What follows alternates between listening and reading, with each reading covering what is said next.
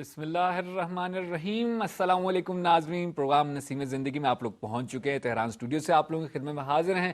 بہت بہت خوش آمدید آپ کو کہتا ہوں اور امید کرتا ہوں کہ آپ لوگوں نے آج بھی اپنی صبح کا آغاز اللہ کے پاک اور بابرکت نام سے کر لیا ہوگا. انشاءاللہ آپ کا پورا دن خوشیوں اور خوشخبریوں سے بھرا رہے گا. سلام عرض کرتا ہوں آپ کی خدمت میں بھی حسن. وعلیکم السلام خرم. اور ہم اپنے عزیز ناظرین کی خدمت میں بھی سلام عرض کرتے ہیں اور امید کرتا ہوں ہر حسب معمول کہ بہت ہی اچھی صبح، بہت ہی اچھا ہفتہ اور بہت ہی اچھا دن آپ لوگوں کا گزرے، بابرکت ہو اور خدا کے ساتھ ساتھ ہم لوگ یہ ہفتہ شروع کریں اور اسی کے یاد کے ساتھ اسی کی باتوں پر عمل کر کے ہم لوگ یہ ہفتہ اپنے اختتام انشاءاللہ. بالکل. اور اس میں ہمارا اپنا ہی فائدہ ہے حسن. ہمارا ہفتے کا موضوع آج سے شروع ہوگا اور وہ ہے ایک ہماری زندگی میں ایک رول ماڈل کی ضرورت. بالکل بڑا اہم موضوع ہم نے چنا ہے اس بار، اور میرے خیال میں آج کل کی زندگیوں میں رول ماڈل کی ضرورت شاید پہلے کی نسبت بہت زیادہ ہو گئی ہے. بالکل ایسا ہی ہے، کیونکہ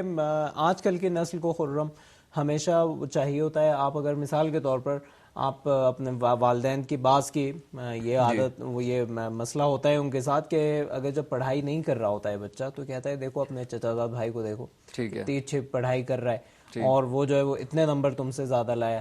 حالانکہ بہرحال بہت سارے لوگوں نے کہا یہ غلط ہے، لیکن والدین کی کوشش یہ رہتی ہے کہ ایک رول ماڈل پیش کریں بچوں کے لیے. لیکن آیا صحیح ہے نہیں ہے؟ کیا چچا زاد بھائی، کیا دوست، کیا خالہ زاد بہن کی مثال دینی چاہیے، یا یہ کہ نہیں واقعی ایک ایسے شخص کی مثال دینی چاہیے کہ جس کے ذریعے انسان میں کافی وہ سمجھے اور اس میں ایک جذبہ پیدا ہو کہ آگے جا کر کوئی چیز حاصل کرے اور اس لیول پہ. بالکل ایسے ہی آپ نے ٹھیک کہا، اور اس موضوع پہ انشاءاللہ ہم لوگ گفتگو کریں گے. اور وقت ہوا ہے جیسے کہ ہم لوگ کہتے ہیں نسیم زندگی کا تحفہ، ایک فرمان ایک حدیث. تو ملاحظہ فرمائیے اور اس کے بعد آپ کی خدمت میں حاضر ہوں گے. پروگرام نسیم زندگی کو آگے بڑھائیں گے.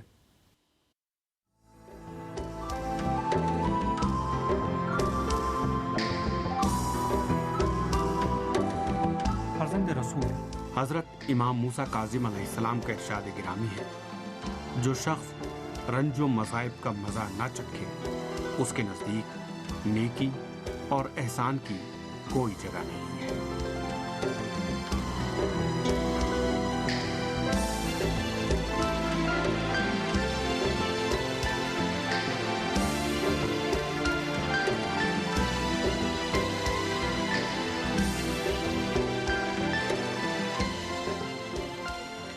جی ناظرین، آپ کی خدمت میں حاضر ہیں اور دعا کرتے ہیں کہ ہم سب کو اللہ تعالیٰ توفیق دے کہ ہم لوگ ان فرمانوں پر عمل کر کے اپنی زندگی کو بہتر سے بہتر بنا سکیں. حسن آپ کو بتائیں گے کہ آج ان کے ساتھ کون مہمان ہے اور کس موضوع پہ بات کرنے جا رہے ہیں. جی حسن. جناب ذوالفقار علی صاحب تھوڑی دیر میں انشاءاللہ تشریف لائیں گے اور ان سے ہم گفتگو کریں گے علامہ اقبال کے جامع الاطراف شخصیت کے حوالے سے، کیونکہ رول ماڈل کی جہاں تک بات ہے تو آج کل کے دور میں خرم ایسے لوگ، مثال کے طور پر ہم لوگ مثال دیں گے میر داماد کی یا شیخ بہائی کی، تو لوگ کہیں گے بھائی ایک زمانہ تھا وہ لوگ تھے، ہاں اس وقت بھی ہوتا تھا لوگوں کے پاس، تو یہ سب کہنے کی چیزیں ہوتی ہیں، باتیں آ جاتی ہیں. لیکن آج کے دور میں موجود یہ گزشتہ 100 سال میں جن لوگوں نے بہت ہی اپنا مؤثر کردار ثابت کر دیا، وہ بہتر رول ماڈل نئی نسل کے لیے ہو سکتے ہیں. اور کہہ سکتے ہیں بھائی یہ دیکھیں آپ 100 سال پہلے تھے اور یہی مشکلات، تھوڑی تبدیلی آئی ہے لیکن یہی مشکلات رہی ہیں اس دور میں، بلکہ شاید بدتر رہی ہوں. مسلمانوں کی صورتحال بدتر تھی آج سے، اور یہ ساری چیزیں جو ہے ان کو مثلا ایک رول ماڈل کے طور پر ان کو سامنے پیش کر دیں. بہت اچھا. انشاءاللہ جو ہے ہمارے ناظرین کو بھی پسند آئے گی آپ لوگوں کی گفتگو. اور میں یہاں پر بتاتے چلوں کہ میں آپ کو لے کے چلوں گا آسٹریلیا، جہاں پر ڈاکٹر نگہت نسیم صاحبہ ہمیں جوائن کریں گی، ماہر نفسیات ہیں، اور رول ماڈل کی کیا ضرورت ہے اس کے بارے میں انشاءاللہ ان سے گفتگو رہے گی ہماری. آپ لوگ پروگرام میں ہمارے ساتھ شامل ہو سکتے ہیں. وائبر اور واٹس ایپ کے نمبرز آپ ہم ابھی اسکرین پہ دیکھیں گے. شامل ہو سکتے ہیں، سوال پوچھ سکتے ہیں، اور کوئی بات آپ ہمارے ساتھ شیئر کرنا چاہیں شیئر کر سکتے ہیں. 2 اور راستے بھی ہیں، وہ آپ کو حسن بتائیں گے کہ کیسے آپ ہمارے ساتھ پروگرام میں شامل ہو سکتے ہیں. بالکل، ایک تو ٹیلی فون لائن ہم لوگوں کی موجود ہے، اور اس کے علاوہ آپ فیس بک پہ ہمارے ساتھ تعاون کر سکتے ہیں facebook.com/SUT مارننگ شو پر. تو یہ بہرحال ہم لوگ کے اہم ترین راستے ہیں. ویسے آپ کے خود بھی آپ اگر آ جائیں تو ہم لوگوں کو اور خوشی ہوگی. 5واں راستہ یہ بھی ہے. تو بہرحال چلتے ہیں، ورزش کرتے ہیں، تھوڑی جان بناتے ہیں، اور اس کے بعد پروگرام نسیم زندگی کو آگے بڑھائیں گے. ہمارے ساتھ رہیے گا، کہیں جائیے گا مت.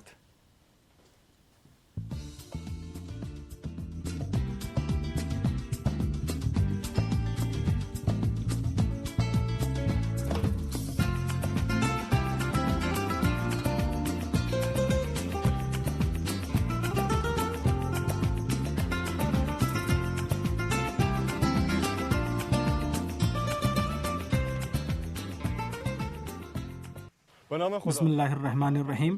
ناظرین السلام علیکم. ہمیں امید ہے کہ آپ بخیر و عافیت ہوں گے. ہم آج آپ کو لیٹ کر کی جانے والی ورزش کا ایک اسٹیپ بتائیں گے اور ہم امید کرتے ہیں کہ آپ یہ پروگرام دیکھ کر گھر میں یہ اسٹیپ انجام دیں گے. تو شروع کرتے ہیں. دیکھیے کہ دونوں پر ایک دوسرے کے متوازی رہیں اور پیٹھ کو زمین پر لگائیں گے اور اس کے بعد پیر کو اس طرح سے لائیں گے کہ وہ زمین سے 90 ڈگری کا زاویہ بنائے. گھٹنوں کو غور سے دیکھیے. آپ نہ بہت زیادہ مڑے ہوئے ہیں اور نہ بہت زیادہ کھلے ہوئے ہیں. گھٹنوں کو موڑیے اور ہاتھ بدن کے قریب رکھیے. ناک سے سانس لیں گے اور سانس چھوڑتے ہوئے دھیرے دھیرے اٹھنے کی کوشش کریں گے. سانس لیتے ہوئے سر کو زمین پر رکھیں گے. سانس چھوڑتے ہوئے اوپر لائیں گے. سانس لیں گے. سانس چھوڑتے ہوئے اوپر آئیں گے. سانس چھوڑتے ہوئے سر کو زمین پر رکھیں گے. دیکھیے یہ اسٹیپ کرتے ہوئے آپ کی جو استطاعت ہے اس کے حساب سے آپ ہاتھ زمین پر رکھ سکتے ہیں یا اٹھا بھی سکتے ہیں زمین سے تھوڑا سا. اگلا مرحلہ یہ ہے کہ ہاتھ زمین پر رہیں گے اور سانس لیں گے اور سانس چھوڑتے ہوئے اوپر آئیں گے اور اسی حالت میں رکے رہیں گے اور ہاتھ کو اوپر اٹھائیں گے اور پھر سانس لیں گے اور سانس چھوڑتے ہوئے سیدھے پیر کو اپنے پیٹ کی طرف لائیں گے اور الٹے پیر کو سیدھا کریں گے. ایک بار پھر کرتے ہیں. جی تو ہم شروع سے کر کے دکھاتے ہیں. سانس لیں گے اور سانس چھوڑتے ہوئے سیدھے پیر کو پیٹ کی طرف لائیں گے اور الٹے پیر کو سیدھا کریں گے. جی پھر سے کرتے ہیں. ناک سے سانس لیں گے. سانس چھوڑتے ہوئے سیدھے پیر کو پیٹ کی طرف لائیں گے اور الٹے پیر کے پنجے کو دیکھیے بالکل آسمان کی طرف. سانس چھوڑتے ہوئے پیر بدل لیں گے اور الٹے پیر کو پیٹ کی طرف لائیں گے اور سیدھا پیر سیدھا کریں گے. دہراتے ہیں اور پیٹ پوری طرح سے آپ کے کنٹرول میں ہونا چاہیے. اسی کے ذریعے سے آپ جسم کو بیلنس کریں گے. یہی کرتے رہیں. سر کو زمین پر رکھیے. گھٹنے مڑے ہوئے. اب تیسرا مرحلہ تھوڑا سخت ہوگا. اس میں سانس چھوڑتے ہوئے سیدھے پیر کو اندر کی طرف لائیں گے اور الٹے پیر کو زمین کی طرف لے جائیں گے جہاں تک ہو سکے گا. اور جن لوگوں کو کمر میں تکلیف ہے وہ بہت زیادہ نیچے لانے کی کوشش نہ کریں بلکہ وہ تھوڑا سا بھی نیچے لائیں تو کافی ہے. چلیے پھر سے کرتے ہیں. اور رضا کو دیکھیے یہ ان لوگوں کے لیے کر رہے ہیں جن کے کمر میں تکلیف ہے. سانس لیں گے اور سانس چھوڑتے ہوئے سیدھے پیر کو اندر کی طرف لائیں گے. سانس لیں گے. سانس چھوڑتے ہوئے پیر بدل لیں گے اور پیٹ کے ذریعے کنٹرول کریں گے. سانس لیں گے. سانس چھوڑیں گے. سانس لیں گے اور سانس چھوڑتے ہوئے دوسرا پیر. اور ہمیں امید ہے کہ آپ گھر میں بھی یہ اسٹیپ انجام دیں گے اس لیے آپ اسے غور سے دیکھیے. سانس لیں گے. سانس چھوڑتے ہوئے دوسرا پیر. گھٹنے سیدھے کر لیجئے اور سر زمین پر ٹکائیں گے. ہاتھ بھی زمین پر اور کھڑے ہو جائیے. ناظرین ایک بار میں پھر اپیل کروں گا کہ آپ لوگ یہ تمام حرکات جس طرح سے میں بتا رہا ہوں اسی طرح سے انجام دیجیے کیونکہ ہو سکتا ہے کہ اگر آپ صحیح طریقے سے انجام نہ دیں تو کمر میں تکلیف ہو جائے. اس لیے جس طرح سے میں نے بتایا ہے ویسا ہی کیجیے. تو اگلے پروگرام تک کے لیے اجازت دیجیے. خدا حافظ. ہر روز ہلکی پھلکی ورزش ضرور کیا کریں. دکھنے میں شاید احساس نہ ہو آپ کو کہ جی آپ کا بدن بن رہا ہے لیکن یقین مانیں کہ یہی 5 منٹ 10 منٹ کی ورزش کر لینے سے سینکڑوں بیماریوں سے انسان بچا رہتا ہے. تو بہرحال کوشش کریں کہ 5-6 منٹ جو ہے ہر روز ورزش کر لیا کریں. حسن چلیں ہم لوگ آسٹریلیا کی طرف. بالکل چلتے ہیں. آسٹریلیا اگر ہو گیا جی بالکل ہمارا انشاءاللہ تو رابطہ ہو گیا ہوگا. اگر ہماری آواز آپ سن رہی ہیں ڈاکٹر نگہت نسیم آپ کی خدمت میں سلام عرض کرتا ہوں. خوش آمدید آپ کو کہتا ہوں اور بہت بہت شکریہ آپ نے ہمارے پروگرام کے لیے ٹائم نکالا.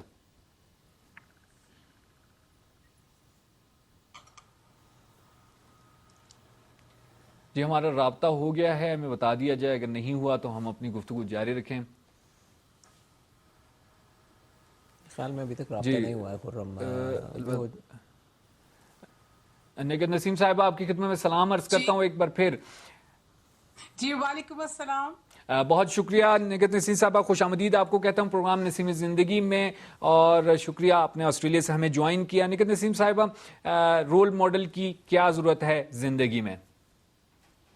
جی بہت اچھا سوال کیا ہے آپ نے.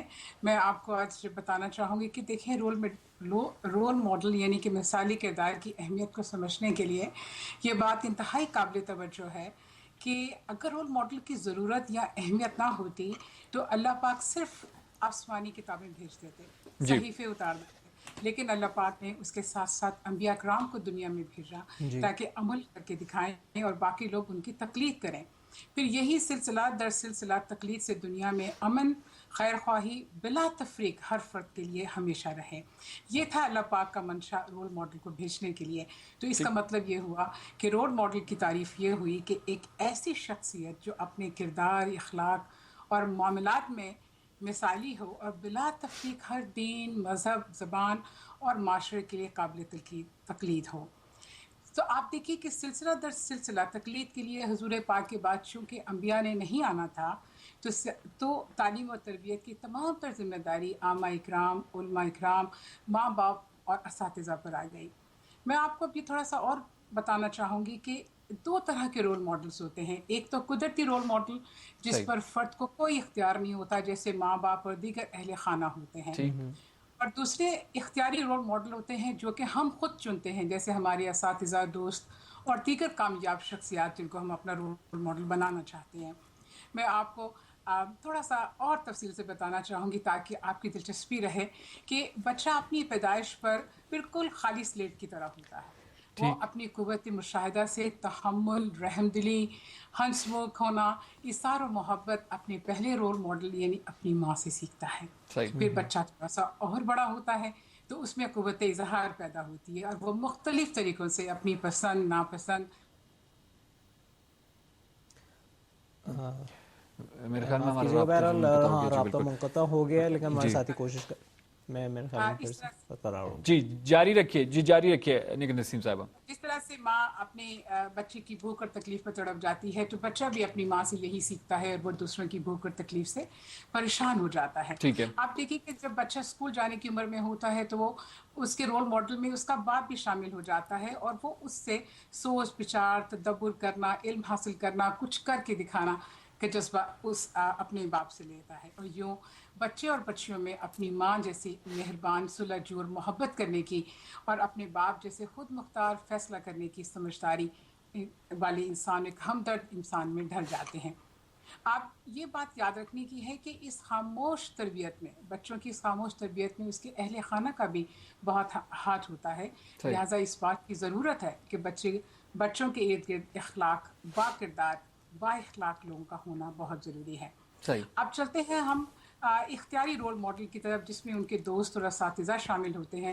چونکہ وہ ان کے ہم مزاج ہوتے ہیں، ان کا بہت خیال رکھتے ہیں، ان کے آگے جانے میں ان کی مدد کرتے ہیں، منزل تک پہنچنے کا راستہ بتاتے ہیں، ان کی ہمت بنتے ہیں.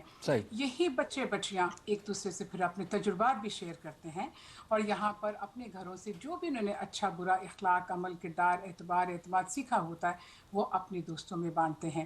اور یقین جانیے یہی وہ عمر ہوتی ہے جب وہ اپنے کسی دینی رہنما کو یا اپنی جو بھی انہوں نے اپنے گھروں میں سیکھا ہوتا ہے ان کو بھی ایک رول ماڈل کی طرح اپنی پوری حیات کے لیے چن لیتے ہیں.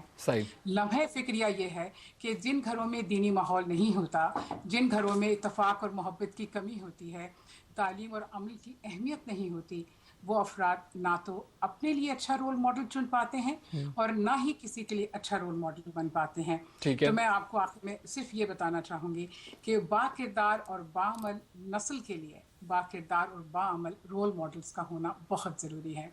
بہت بہت شکریہ ڈاکٹر نگہت نسیم. بڑے اچھے انداز میں، مختصر وقت ہوتا ہے ہمارے پاس، شکریہ ادا کرتا ہوں کہ آپ مختصر وقت میں اپنی گفتگو کو سمیٹ لیتی ہیں، لیکن وہ ایک جو ہے سمندر ہوتا ہے آپ کی گفتگو میں. بہت شکریہ ادا کرتا ہوں، آپ نے ہمیں سڈنی سے جوائن کیا اور ہمارا موضوع کہ ایک رول ماڈل کی کیا ضرورت ہے اس پہ روشنی ڈالی. بہت شکریہ ادا کرتا ہوں، آپ نے جوائن کیا. میں بھی شکریہ ادا کرتا ہوں اپنے عزیز مہمان کا اور اپنے ناظرین کا کہ آپ لوگوں نے بہرحال یہ گفتگو دیکھی اور صبح کو اٹھ کے ہم لوگوں کا پروگرام دیکھا. یہی اسی کے لیے شکریہ ادا کرنا ہے میرے خیال میں جتنا بھی شکریہ ادا کریں آپ لوگوں کا کم ہوگا. اور بڑے اچھے نکات کی طرف حسن اشارہ کیا. ایک تو یہی کہ دینی ماحول کا نہ ہونا گھر میں ایک بہت بڑا ایک بہت بڑا میرے خیال سے موضوع ہے حسن, اور اس پہ بات کرنا بہت ضروری ہے.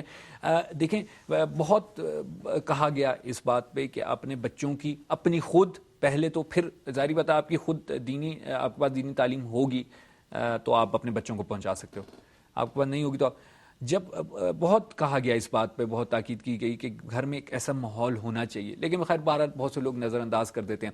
لیکن اب جا کے خاص طور پہ جو لوگ سیکولر ذہنیت کے تھے, اب ان کو اس چیز کا بڑا سنجیدگی کے ساتھ احساس ہو رہا ہے کہ کاش ہم نے اپنے بچوں کو اس وقت جب ان کو دینی, یعنی دینی سے مراد وہی انسانی تعلیم ہے, کیونکہ ہمارا دین وہی انسانیت کی تعلیم دے رہا ہے, وہ تعلیم دی ہوتی تو آج جب میں بوڑھا ہو گیا ہوں تو میرا بیٹا مجھے چھوڑ کے دوسرے کسی ملک میں نہ بیٹھا ہوتا, آج میرا بیٹا مجھے فون کیا کرتا ہوتا, آج میرا بیٹا صرف پیسے کے لیے مجھے فون نہ.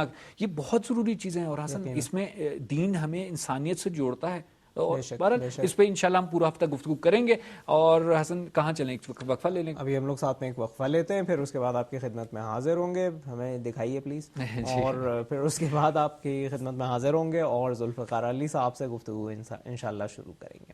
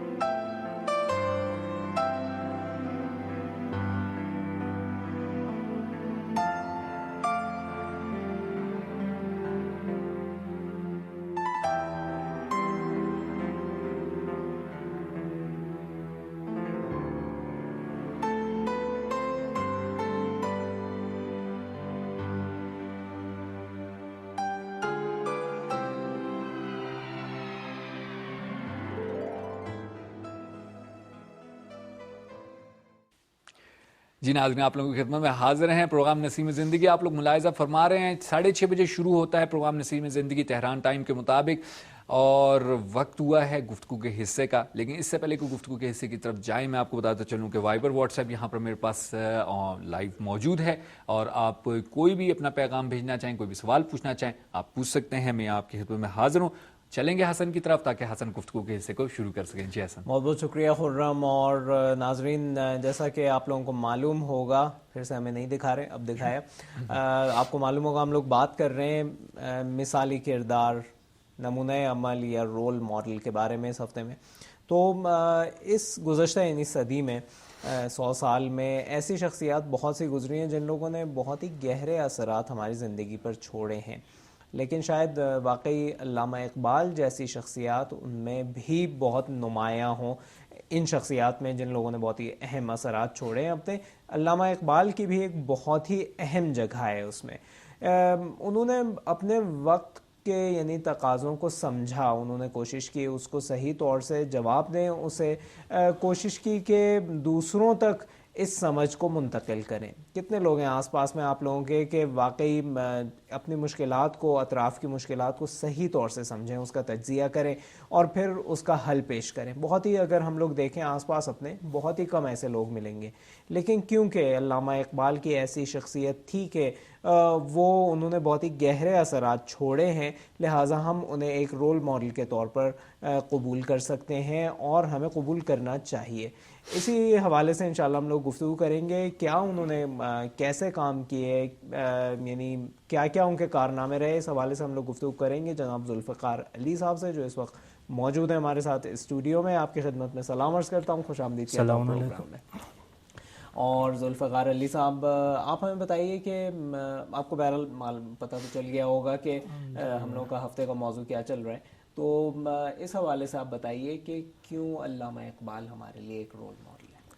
اس سے پہلے کہ میں آئیڈیل نمونہ عمل یا علامہ اقبال کی کارکردگی یا انہوں نے جو بھی اپنے ملت مسلمہ کے لیے جو بھی کام انجام دیا ہے, سب سے پہلے ہم ان کی زندگی پر تھوڑی سی روشنی ڈالتے ہیں تاکہ لوگوں کو معلوم ہو کہ انہوں نے کتنی زحمت کی ہے. اس لیے کہ جب تک ان کی محنت و مشقت کو ہم نہیں سمجھیں گے تب تک ہمیں احساس نہیں ہوگا کہ علامہ اقبال نے ہمارے لیے کیا کیا کیا ہے. بالکل. اگر ہم ان کی تھوڑی سی زندگی پر ہم روشنی ڈالیں مختصر, کہ علامہ اقبال 1877 میں پیدا ہوتے ہیں اور 1938 میں اس دنیا سے رخصت ہو جاتے ہیں. یعنی علامہ اقبال کی ٹوٹل زندگی جو ہے وہ 71 سال کی ہوتی ہے. علامہ اقبال بہت چھوٹے ہیں, بسم اللہ کا آغاز ایک روحانی عالم دین کے پاس کرتے ہیں. دیکھیں, ابھی ہم بات کر رہے تھے کہ اگر انسان کے گھر کے اندر اگر دینی ماحول نہ ہو تو کیا اثر مرتب ہوتے ہیں, اور نہ ہو تو اس کا کیا اثر ہوتا ہے.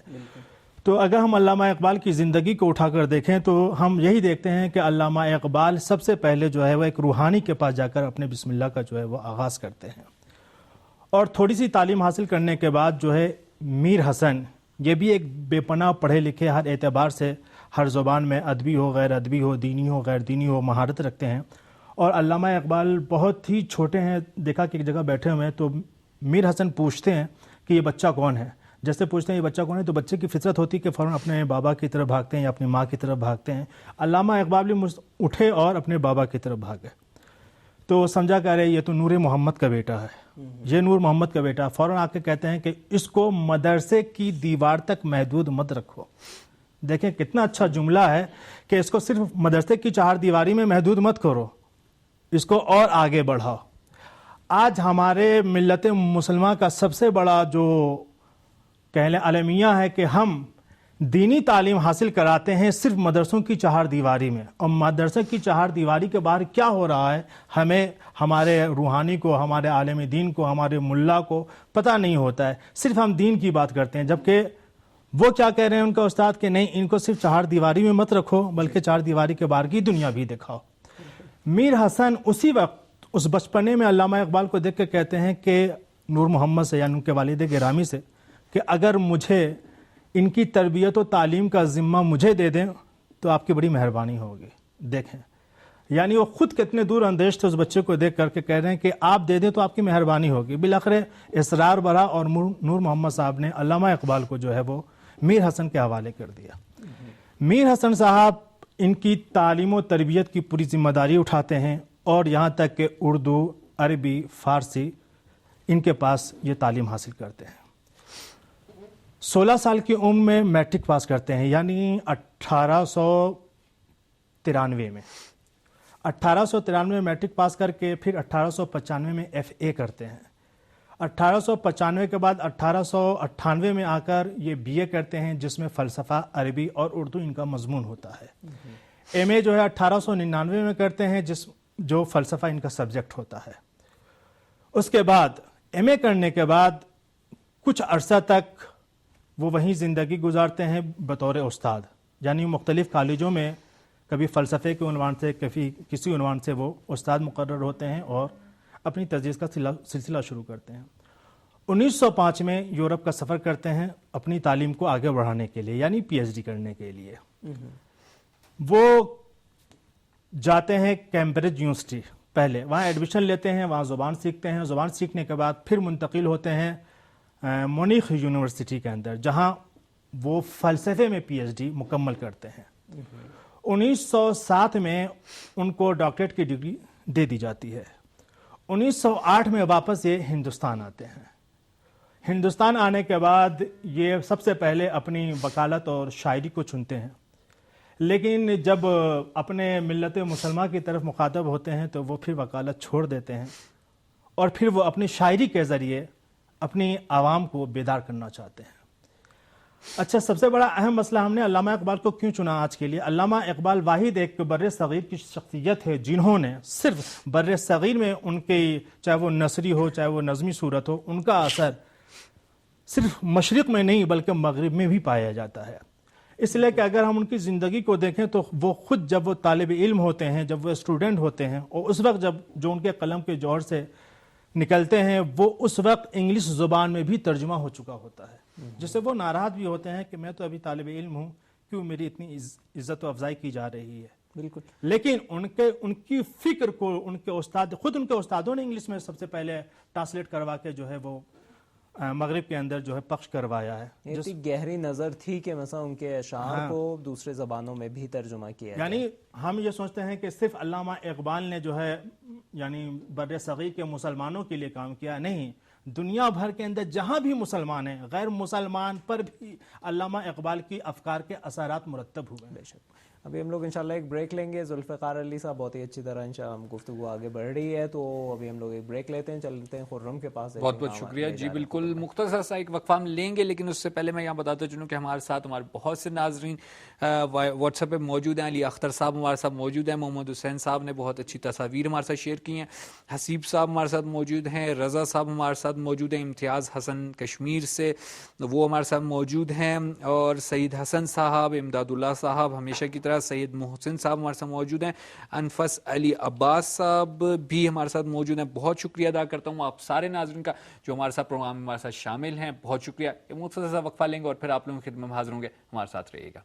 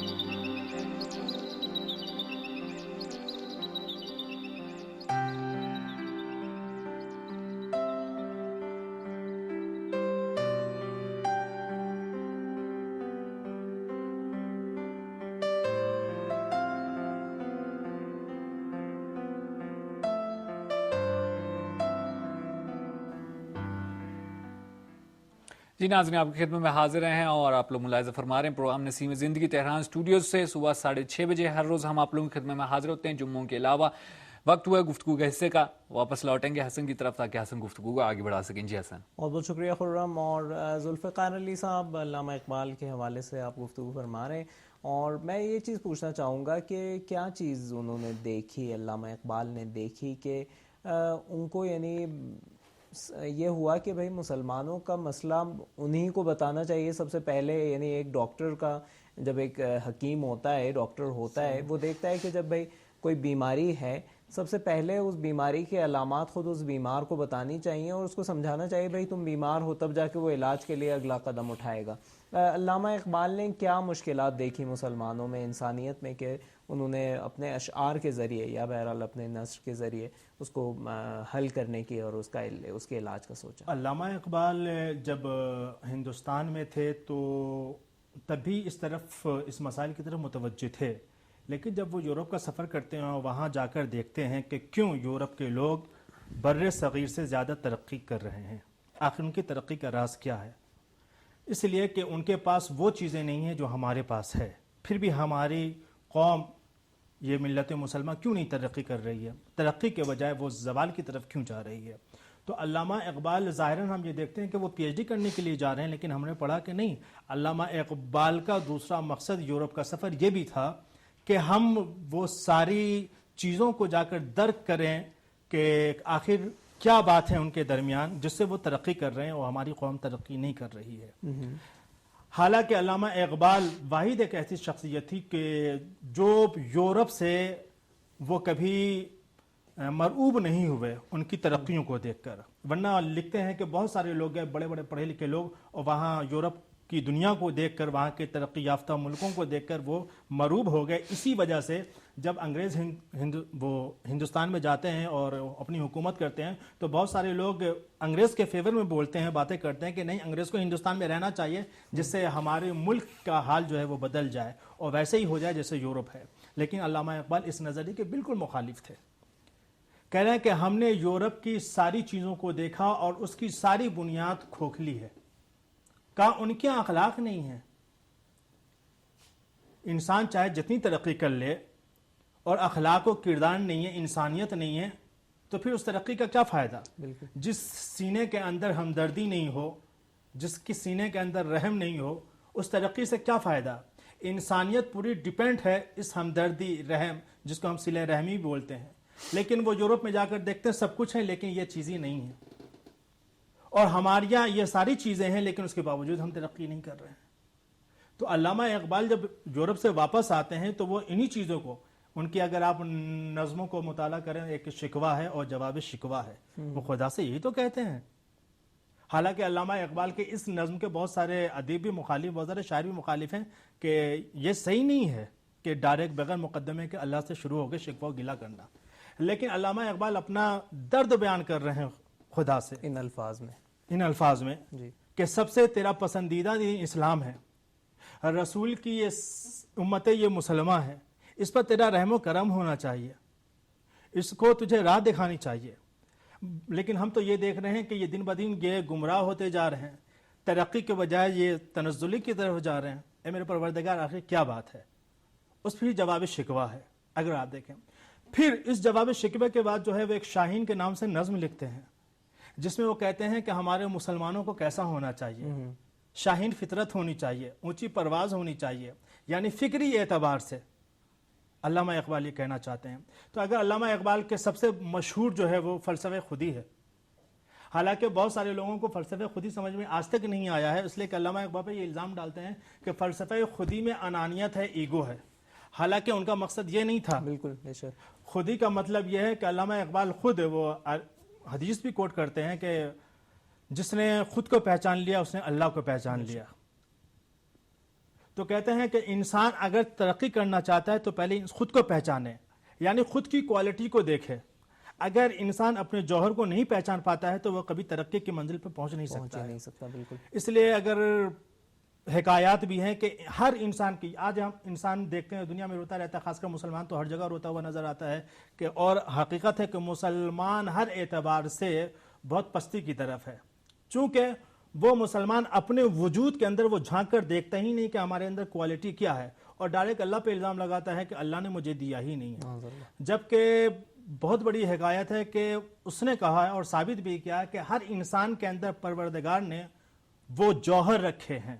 اگر انسان اس جوہر کو پہچان لیتا ہے تو ترقی کی منزل پہ چلا جاتا ہے، اگر نہیں پہچان پاتا ہے تو تنزلی کی طرف چلا جاتا ہے. بے شک. یہ حقیقت ہے. بالکل. اور علامہ اقبال اسی کی طرف بار بار اس سوئے ہوئے ضمیر کو بیدار کرتے ہیں، اپنے ان نظموں کے ذریعے اپنی اشعار کی صورت میں پیغام مسلمانوں تک پہنچاتے ہیں اور کہتے ہیں جو سر سید کی فکر تھی وہی علامہ اقبال کی فکر تھی، امام خمینی کی جو فکر تھی وہی علامہ اقبال کی بھی فکر ہے، جو علامہ اقبال کی فکر ہے وہی اسد آبادی کی فکر ہے، دنیا کے بڑے بڑے دانشوروں کی فکر ہے. آج ہم یہ دیکھتے ہیں کہ پورا عربی ممالک کے اندر ابھی ایک انقلاب برپا ہے. سب سو رہے تھے، اب سب جگ رہے ہیں کہ انسانیت کیا چیز ہوتی ہے، ہمدردی کیا چیز ہوتی ہے.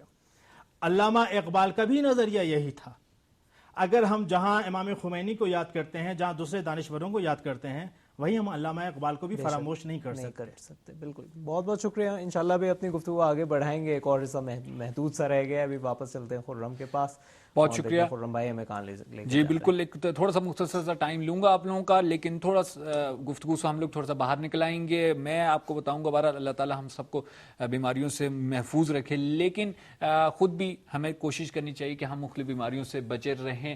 کچھ بار اکثر یہ سوال پوچھا جاتا ہے جب ہم ہاسپٹلز وغیرہ میں ہوتے ہیں کہ بھئی کینسر کے علامات کیا ہیں, کیسے پتہ چلایا جائے کہ جی خدا نخواستہ مجھے کینسر ہو رہا ہے, ہو گیا ہے, پتہ ہی نہیں چلتا ہے, ایک دم سے بتایا جاتا ہے کہ جی آپ کو کینسر ہے. جی بالکل, کچھ ایسی علامات جو عام طور پہ دیکھنے میں ملتی ہیں ان کی طرف میں اشارہ کرنا چاہوں گا تاکہ ہمیں پتہ ہو. اگر ایسی علامات آپ کو نظر آتی ہیں تو فوراً ڈاکٹر سے رجوع کریں. سب سے پہلی علامت یہ ہے کہ اگر آپ کو ایک دم سے شدید قسم کی کھانسی شروع ہو جاتی ہے اور وہ کھانسی چلتی ہی جا رہی ہے, کم نہیں ہو رہی, بدن کے کسی حصے میں اچانک سے بغیر کسی وجہ سے درد شروع ہو جانا, کندھوں میں درد, گھٹنوں میں درد, پٹھوں میں درد ہونا شروع ہو جانا, اور وہ اسی طرح چلتے جانا باوجود اس کے کہ آپ جو ہے ریسٹ بھی کر رہے ہیں, لیکن اس کے باوجود وہ درد کا آگے بڑھتا رہنا, یہ ایک علامت ہو سکتی ہے کینسر کی.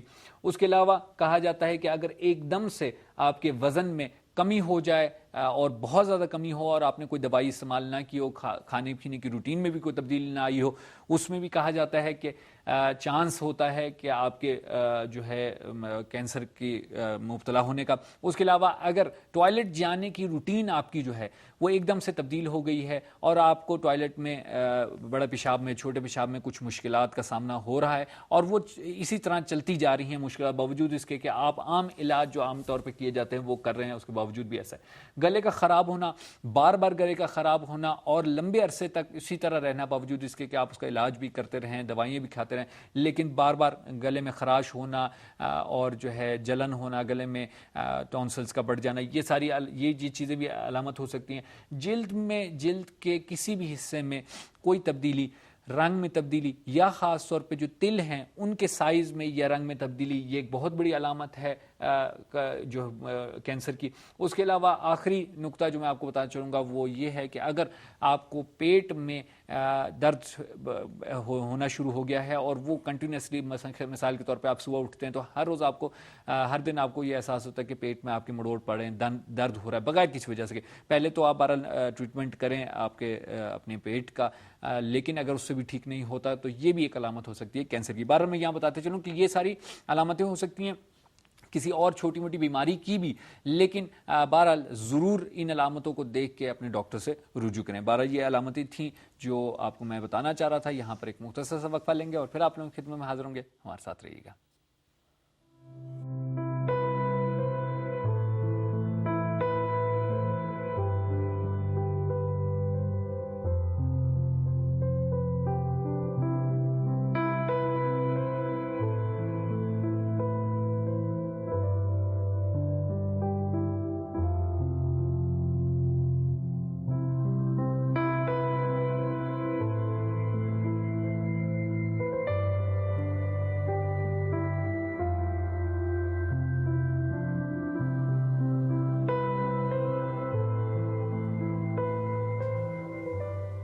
جی ناظرین خدمت میں حاضر ہیں اور آپ لوگ ملاحظہ فرما رہے ہیں پروگرام نسیم زندگی. وقت ہوا ہے گفتگو کے حصے کے آخری حصے کا, تو چلتے ہیں حسن کے پاس. جی حسن. بہت بہت شکریہ خرم. اور علامہ اقبال کے حوالے سے ہم لوگ ناظرین گفتگو کر رہے ہیں جناب ذوالفقار علی صاحب سے. میں آخری سوال جو آپ سے پوچھنا چاہوں گا اور آپ سے چاہوں گا بہت ہی مختصر انداز میں آپ اگر بتا دیں, وہ یہ ہے کہ ہم لوگوں کو آج کل کے نوجوانوں کو کس طرح سے علامہ اقبال کے اشعار سے, ان کے سب سے اہم چیز یہ ہے کہ ان کے پیغام سے ہم لوگوں کو کیسے استفادہ کرنا چاہیے؟ بہت ہی مختصر جملوں میں عرض کرنا چاہتا ہوں کہ علامہ اقبال نے خود بھی عمل کیا ہے اور امت مسلمہ کو بھی یہ توصیہ کیا ہے, وصیت کی ہے اور کہا بھی ہے کہ ہمیشہ اپنے دور کے سامراج اور استعمار سے لڑنا, اس کے خلاف صدائے احتجاج بلند کرنا. دوسرے, تعلیمات قرآنی اور صدر اسلام کو اپنا نمونہ عمل قرار دو گے تب جا کے کہیں ہر چیز سے نجات ملے گی. یہ ان دو جملوں میں علامہ اقبال کا یہ میسج ہے امت مسلمہ کے لیے. اس لیے کہ قرآن جیسی کتاب ہمارے درمیان ہے جس کے اندر سب کچھ ہے، اور صدر اسلام جو کہ بالکل عمل کر کے دکھایا ہے دنیا والوں کے سامنے، اور صرف مسلمان نہیں اس سے عبرت لیے بلکہ غیر مسلمان بھی اس صدر اسلام کو مانتے ہیں اور اس سے جو ہے انسانیت کا سبق لیا ہے. تو علامہ اقبال کا کہنا ہے کہ وہ دو چیزیں ہمارے پاس ہے، کیوں نہیں ہم اس سے فائدہ اٹھاتے ہیں. امت مسلمہ کا سب سے بڑا، اگر ہم اس کی تحلیل کریں تو امت مسلمہ کا سب سے بڑا المیہ یہ ہے کہ ہم ہر چیز کو حفظ کرنا جانتے ہیں، عمل کرنا نہیں جانتے ہیں، غور کرنا نہیں جانتے، فکر کرنا نہیں جانتے. بلکہ قرآن خود کہتا ہے کہ مجھے حفظ کرنے کی ضرورت نہیں ہے. میں تمام حافظ قرآن اور قاری قرآن سے میں کہتا ہوں کہ مجھے کوئی ایسی آیت دکھائے جس میں اللہ یہ کہلوا رہا ہو مسلمانوں سے کہ افلا یحفظون، تم قرآن کو حفظ کیوں نہیں کر لیتے. بلکہ قرآن میں بارہا آیت ہے کہ افلا تتفکرون، قرآن میں تم فکر کیوں نہیں کرتے. افلا تتدبرون، قرآن میں تم تدبر سے کام کیوں نہیں لیتے. افلا تعقلون، قرآن میں تم عقل سے کام کیوں نہیں لیتے. علامہ اقبال اسی بات کی طرف اشارہ کرتے ہیں کہ اتنی اہم کتاب ہونے کے باوجود ہم صرف حفظ کرنے اور تفسیر کرنے کے پیچھے پڑے ہوئے ہیں. ہمیں غور و خوض سے کام لینا چاہیے. یہ ایک ایسا سمندر ہے جس کے اندر لال و جواہر پڑے ہوئے ہیں. ہم اپنی زندگی کو سنوار سکتے ہیں جس میں دنیا بھی کامیاب ہوگی، آخرت بھی کامیاب ہوگی. ہم صدر اسلام سے کیوں نہیں سبق لیتے ہیں؟ اگر سمجھ میں نہیں آ رہا ہے تو ہم صدر اسلام سے پوچھیں. صدر اسلام کی پوری زندگی جو ہے وہ عمل سے خالی نہیں ہے. صدر اسلام نے خلق عظیم کا اتنا بڑا درس دیا، بلکہ خلق عظیم پر فائز ہی کر کے بھیجا. بالکل. پھر ہم کیوں اس سے درس نہیں لیتے ہیں؟ صرف ہم یا رسول اللہ کہتے ہیں، رسول اللہ کے قول کو مانتے ہیں. کیا مانتے ہیں؟ صرف کہتے ہیں، پڑھتے ہیں. یعنی ہم یوں کہیں کہ رسول کو مانتے ہیں، رسول کی نہیں مانتے. قرآن کو مانتے ہیں، قرآن کی نہیں مانتے. بالکل. یہ علامہ اقبال کا سب سے اہم پیغام ہے مسلمانوں کے لیے. اور علامہ اقبال نے اپنے ہر اعتبار سے، بلکہ دیکھیں علامہ اقبال اتنے دور اندیش تھے کہ علامہ اقبال کے بارے میں ہے کہ کبھی وہ ایران کا سفر نہیں کیا، کبھی نہیں آئے. اس کے باوجود بھی وہ اپنے ایک شعر میں کہتے ہیں کہ تہران ہو گر عالم مشرق کا جنیوا، شاید کرہ ارض کی تقدیر بدل جائے. تو علامہ اقبال بتائیے آج سے کتنے سال پہلے بیٹھ کر وہ ایران کو اس حالت میں دیکھ رہے ہیں کہ اگر ایران کے پاس جنیوا جیسی صورت آ جائے. جنیوا ایک جگہ کا نام ہے جہاں دنیا کے سارے بڑے بڑے دفاتر ہیں، یہاں تک کہ اقوام متحدہ کا سب سے بڑا جو دفتر ہے وہ جنیوا میں ہے. جنیوا کی تشریح یہی ہے کہ جنیوا کے اندر سیاسی اعتبار سے، ہر اعتبار سے سب سے بڑے بڑے دفتر جنیوا کے اندر ہیں جہاں سے ساری چیزیں حل ہوتی ہیں. تو کہنا ہے کہ اگر تہران یہ مرکز بن جائے تو پھر امت مسلمہ کی تقدیر کا کیا عالم ہوگا. یعنی ان کے افق جو ان کے نظر دور اندیش جس کو کہتے ہیں، دور اندیشی، یہ علامہ اقبال کی ہے. تو اگر ہم جس طریقے سے ایرانی فارسی حافظ کے بارے میں کہتے ہیں کہ وہ لسان الغیب تھے، تو اگر ہم علامہ اقبال کو بھی لسان الغیب کہیں تو بیجا نہیں ہوگا. وہ اتنے بڑے تھے. اور دنیا اردو ادب میں بہت سارے ایسے ہمارے ادیب اور دانشور آئے جو انہی فکر سے جو ہے وہ انسپائر تھے، جیسے خود میر انیس ہیں یا فیض احمد فیض ہیں.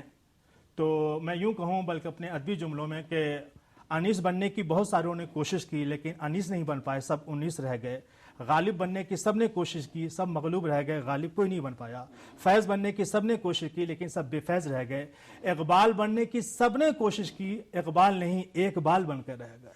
اس لیے کہ اقبال جیسی شخصیت وہ سورج کی طرح روشن اور واضح ہے. بالکل، بہت اس میں کوئی شک نہیں ہے. بہت بہت شکریہ آپ کا اور علامہ اقبال کو خراج عقیدت ان مصروں سے بس آخری ان مصروں سے دینا چاہتا ہوں کہ ہزاروں سال نرگس اپنی بے نوری پہ روتی ہے، بڑی مشکل سے ہوتا ہے چمن میں دید اگر پیدا.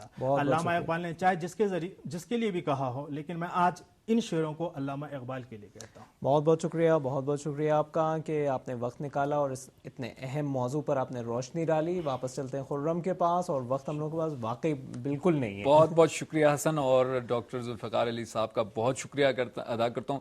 بڑے زبردست انداز میں انہوں نے بیان کیا اور مجھے دوبارہ بہت مزہ آیا. امید کرتا ہوں آپ کو بھی گفتگو ان سے مستفید ہوں گے. میں یہاں پر بتاتا چلوں کہ ہمارے ساتھ کل ڈاکٹر اویس رضا انشاءاللہ ہوں گے، اور 2015 اور عالمی سطح پر جو عوامی صحت کے مسائل ہیں ان کے پر وہ گفتگو کر رہے ہیں ایک عرصے سے. انشاءاللہ اسی گفتگو کو آگے بڑھائیں گے ہم لوگ. اور اسلام آباد اسٹوڈیو سے ہمیں جوائن کریں گے ڈاکٹر شہیر الہی، اور انشاءاللہ ہفتے کے موضوع جو چل رہا ہے ہماری زندگی میں ایک رول ماڈل کی ضرورت، ایک مثالی شخصیت کی ضرورت، اس کے اوپر انشاءاللہ وہ گفتگو کریں گے. بہرحال ہمیں وائبر، واٹس ایپ، فیس بک اور یوٹیوب اور ہماری ویب سائٹ urdu.sahartv.ir پر ہمیشہ یاد رکھیے گا. کوئی بھی بات، کوئی بھی سوال، کوئی چیز آپ شیئر کرنا چاہیں ضرور ہمارے ساتھ شیئر شیئر کیجیے گا. میں آپ لوگوں سے اجازت چاہتا ہوں. کل تک کے لیے مجھے خرم گردیزی اور حسن زیدی کو پروگرام نسیم زندگی سے اجازت دیجیے. خدا حافظ.